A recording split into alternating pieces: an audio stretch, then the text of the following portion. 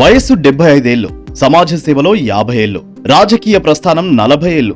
ఆయనెవరో కాదు, నారా చంద్రబాబు నాయుడు. నారా చంద్రబాబు నాయుడు అంటే దేశంలోనే కాదు, ప్రపంచవ్యాప్తంగా తెలిసిన పేరు. ఇన్ఫర్మేషన్ టెక్నాలజీ అన్నా, సంస్కరణలు అన్నా, అభివృద్ధి అన్నా, పరిపాలనలో పారదర్శకత అని అన్నా అదంతా ఆ రూపంలో, ఆయన మాటల్లో, ఆయన చేతల్లో కనిపిస్తుంది. హలో నాయుడు జీ అని దేశ రాజకీయ, వ్యాపార ప్రముఖులే కాదు, అంతర్జాతీయ ప్రముఖులు ఆయనను ఆప్యాయంగా పలకరిస్తుంటారు. మరి అంతటి అనుభవశాలికి నేడు 75వ పుట్టినరోజు సందర్భంగా ఆయన గురించిన ప్రత్యేక కథనం చూద్దాం. నారా చంద్రబాబు నాయుడు చిత్తూరు జిల్లాలో నారవారిపల్లె అనే చిన్న గ్రామంలో 1950 ఏప్రిల్ 20వ తేదీన ఒక సామాన్య మధ్యతరగతి రైతు కుటుంబంలో జన్మించారు. అతని తండ్రి ఎన్ ఖర్జూరా నాయుడు వ్యవసాయదారుడు, తల్లి గృహిణి.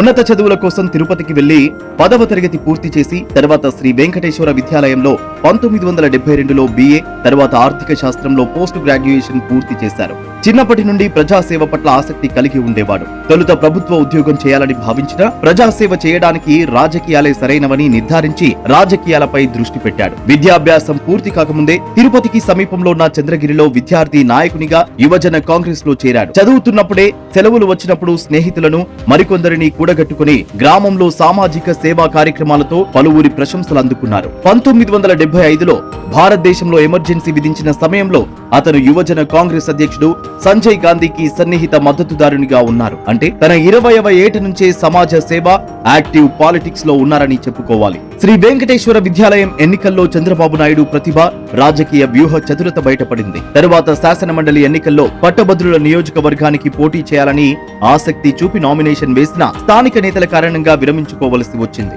చంద్రబాబు నాయుడు 1978లో చంద్రగిరి శాసనసభ నియోజకవర్గం నుండి భారత జాతీయ కాంగ్రెస్ అభ్యర్థిగా పోటీ చేసి గెలుపొందారు.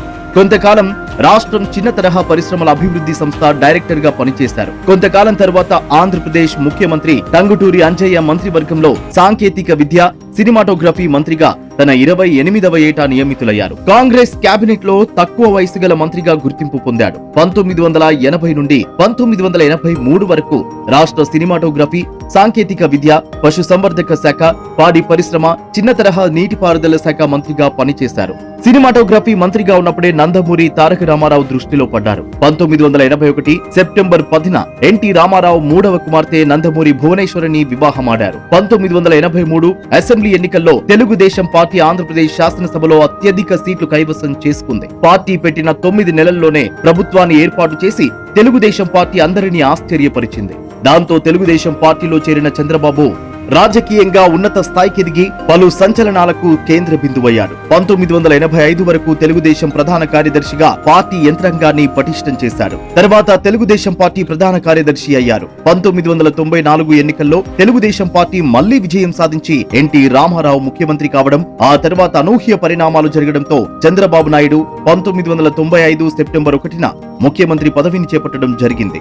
అప్పటి నుండి 2004వ సంవత్సరం వరకు 9 సంవత్సరాల పాటు ముఖ్యమంత్రిగా కొనసాగి అత్యధిక కాలం ఆంధ్రప్రదేశ్ ముఖ్యమంత్రిగా పనిచేసిన రాజకీయ నాయకునిగా చరిత్ర సృష్టించారు.